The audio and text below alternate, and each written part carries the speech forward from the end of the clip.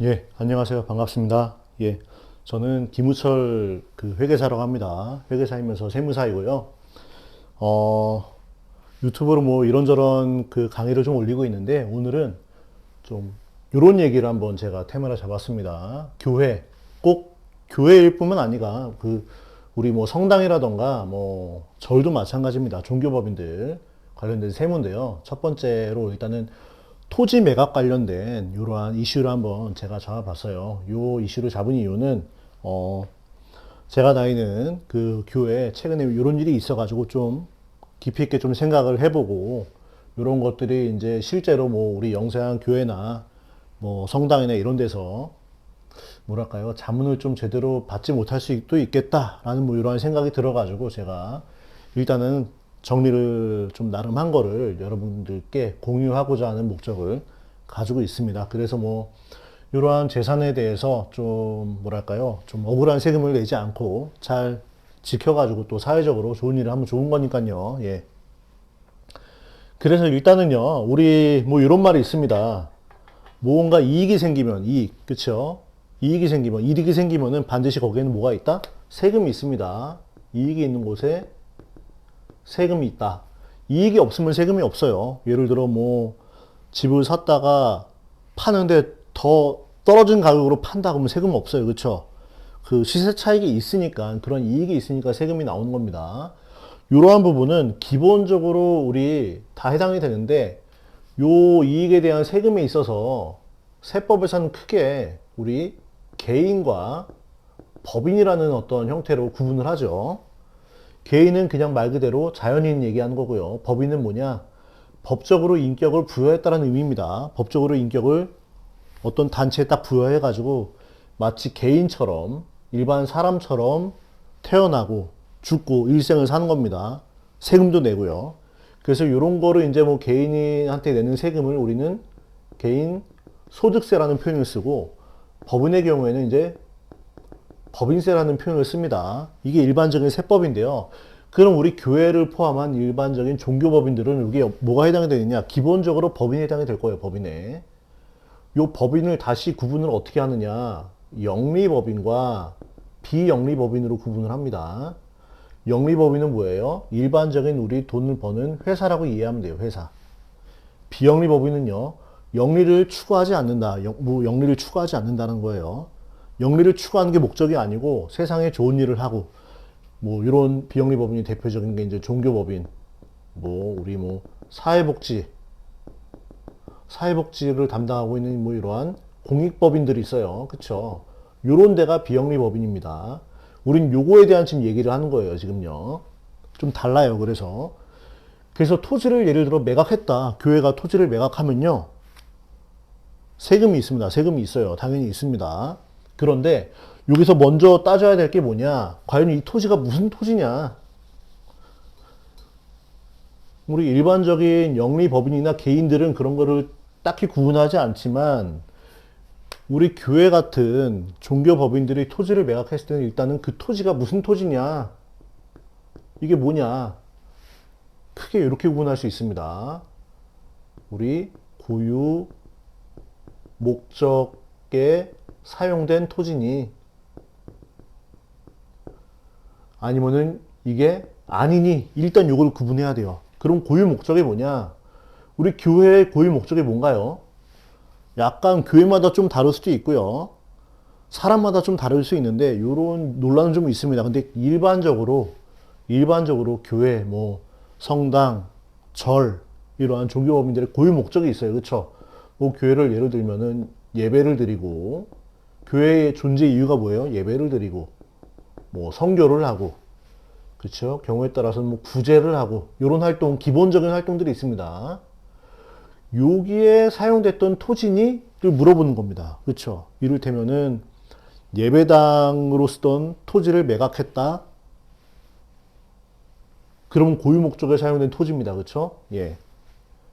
그 외에 다른 토지도 있어요.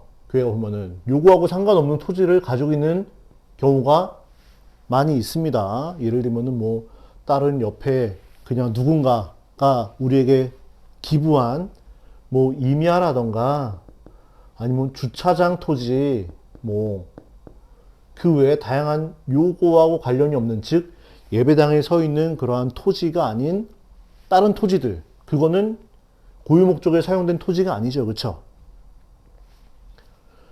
요거를 먼저 구분해 줘야 돼요. 그럼 요걸 왜 구분하느냐?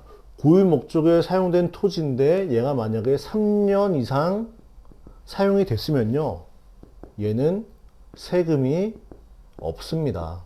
세금이 없어요. 왜? 요거는 영리를 추구하기 위한 그런 토지가 아니니까. 그쵸?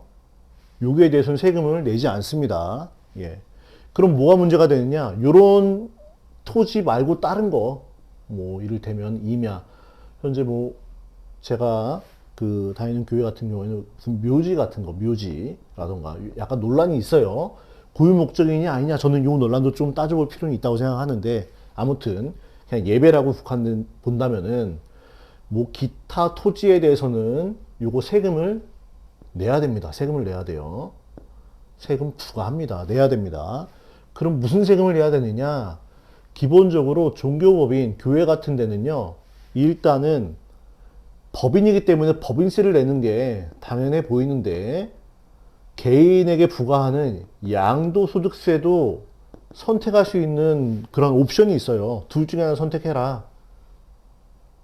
요거를 선택하기 위해서는 요 교회가 요거 외에는 다른 거에 대해서 세금을 낼 게 없다 일 경우에 선택할 수 있어요. 예, 선택할 수 있습니다.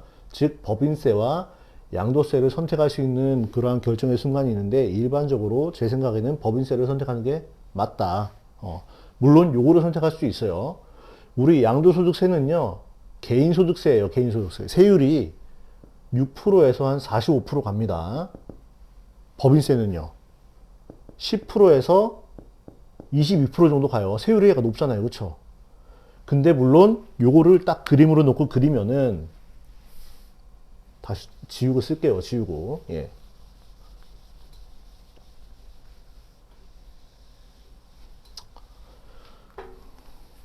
우리 세율을 뭐 그래프로 놓고 본다면요, 양도소득세율은 6%에서 시작해서 뭐 한 40, 한 5%까지 뭐 이런 식으로 양도소득세율이 적용이 되고, 법인세율은 한 10%에서 뭐 한 22%까지 갑니다. 그러니까 얘는 이렇게 가고 얘는 이렇게 가는 거죠.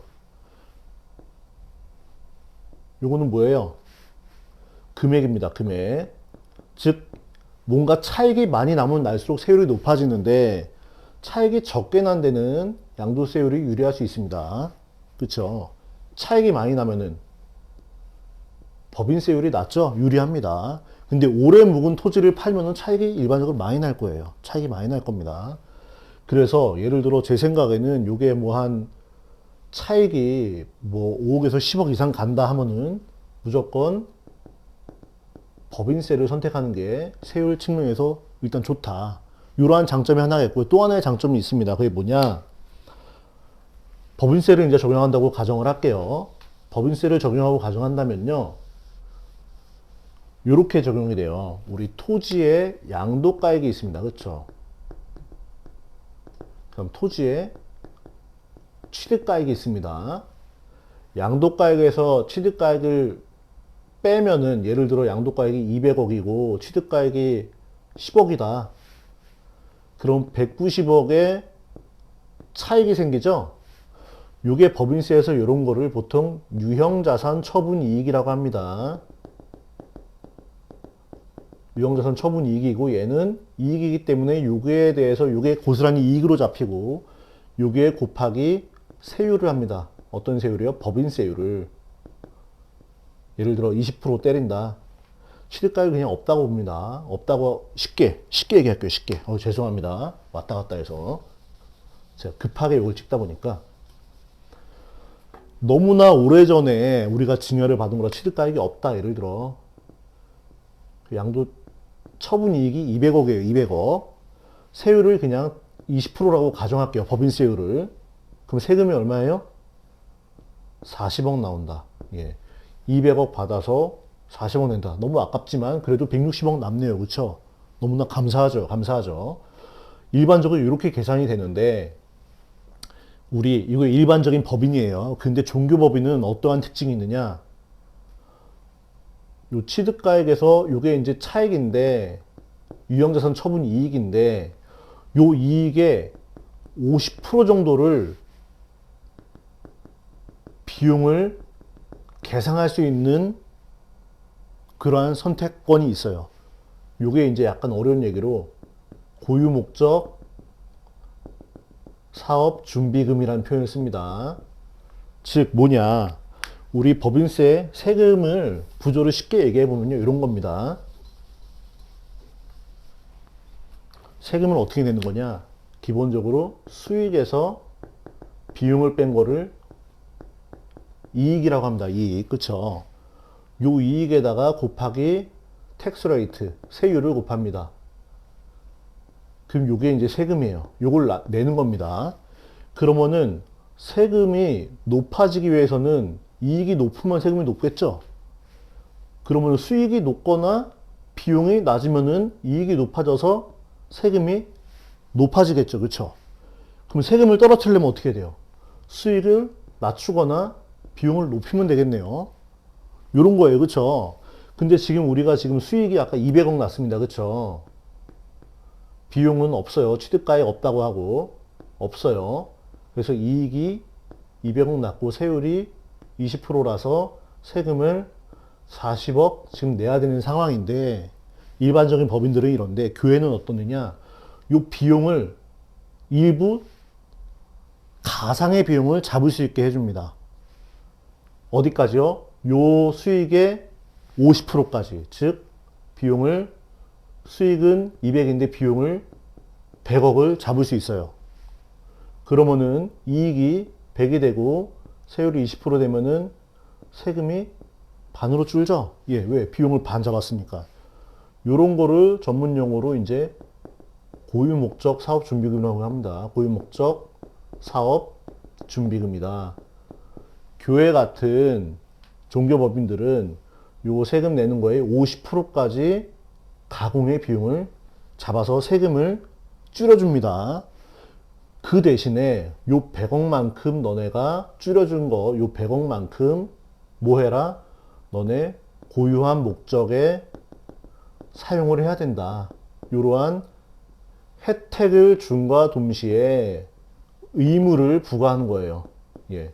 즉, 세금을 이렇게 줄여줄 테니까 너네 그러면은 요 가공의 비용 100 잡은 거를 100억만큼을 너네 예배하고 선교하는 데 써라. 언제까지? 요거 한 날로부터 5년 동안. 5년 이내에 요거를 써야 된다. 그러면 세금이 20억 줍니다. 그쵸? 해야 되겠죠? 세금이 20억 주는데. 예, 해야 돼요. 5년 동안 쓰면 돼요. 5년 동안 못 쓰면 어떻게 돼요? 세금 감면받았던 거 다시 토해내야 돼요. 가산세 붙여가지고, 이자 붙여가지고. 그러니까 써야 되겠죠. 요런 거예요, 요런 거. 그렇죠. 요런 거를 우리는 고유목적 사업 준비금이다. 5년 내에 써야 된다. 어디다 쓰느냐? 우리 고유한 목적, 우리 기본적으로 법에선 뭐라고 언급하고 있느냐? 유형자산, 무형자산, 인건비. 유형자산, 무형자산 뭐예요? 예를 들면 이런 겁니다. 예배당 새롭게 고치고 리모델링하고 아니면은 뭐 예배당을 새롭게 짓던가 요런 거 고유한 목적에 쓰는 거 아니면 인건비. 그쵸? 그리고 또 지정 어떤 기부금 같은 거 내라. 교회가 이거 쓰다가 돈 못 쓸 것 같으면은 다른 데다 기부해도 돼요. 괜찮은 기간에다가. 그쵸? 이렇게 하면은 쓰는 걸로 보겠다. 5년 동안. 그럼 되잖아요. 그쵸? 세금이 줍니다. 어차피 요 돈을 교회가 뭐 딴 데 돈 쓸 때 있겠습니까? 그쵸? 고유한 목적에 쓰는 거니까. 무조건 이거 해야 되는 거예요. 고유 목적 사업 준비금을 절반 정도 세팅을 할 수가 있다. 그럼 세금이 20억이 줄어요. 그쵸? 아, 좋네. 이러고 딱 끝나면 좋은데, 하나 더 체크할 게 있습니다. 그게 뭐냐? 아까 제가 토지의 종류를 잘 체크하라고 했는데, 또 하나 체크해야 될 게 뭐냐? 이 토지가 비사업용 토지, 예를 들면 이런 겁니다. 이런 규정이 있어요. 그러니까 우리 토지인데, 비사업용 토지 해가지고 뭐 임야라던가 목장 용지라던가 뭐 기타 등등이 있는데 요게 비사업용 토지에 해당이 되면은 어떠한 규정이 있느냐? 그 차익의 10%를 추가로 법인세에 가산해서 내라 라는 게 있습니다. 지금 우리가 세금을 이렇게 정리했어요. 200억짜리 토지인데 취득가액은 없으나 고유목적 사업준비금 교회니까 이 중에 50%인 100억 정도를 가공의 비용으로 잡아서 했더니 이익이 100억이 됐고 법인세율을 약 그냥 20% 했더니 세금이 20억 나왔다. 오, 20억 오케이 좋아 이걸로 내자. 이게 아니고 요거 검토를 해야 됩니다. 비사업용 토지에 해당이 되느냐 안 되느냐. 요거 상당히 복잡해요. 예, 쉽게 검토할 수 있는 게 아닙니다. 여기에 해당이 되면은 뭐라고 되어 있느냐. 차익이 10%를 가산해서 세금 내라. 등기되어 있는 경우에. 미등기되어 있으면요.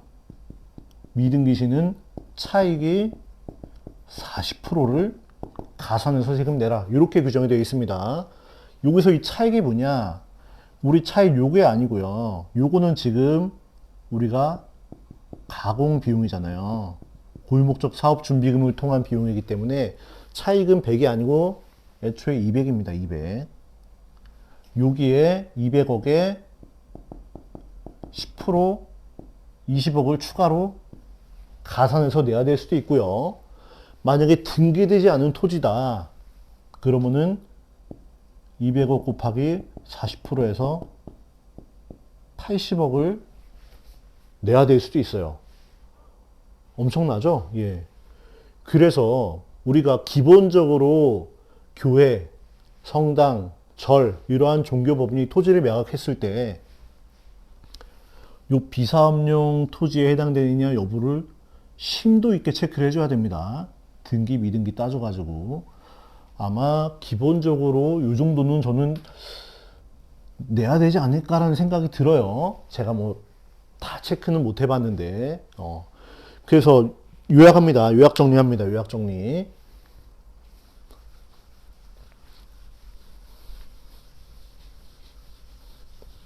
요약 정리를 잘해야 돼요. 예.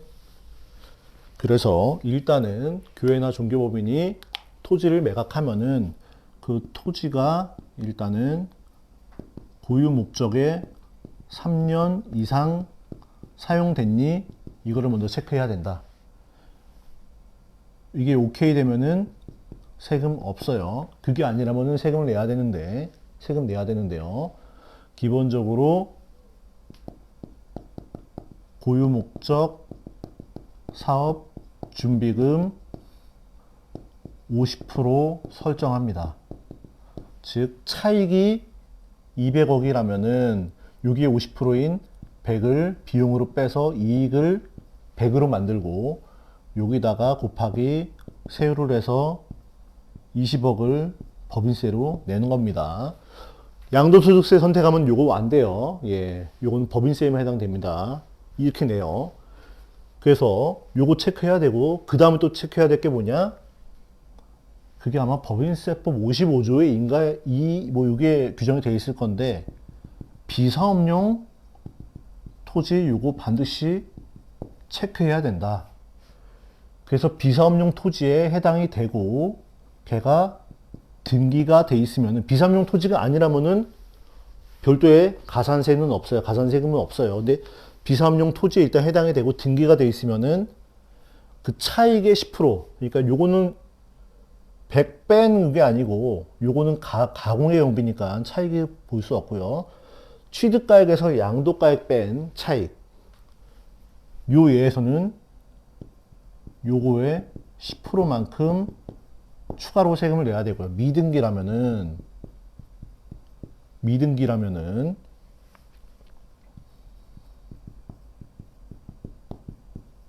이거 내야 돼요. 그쵸?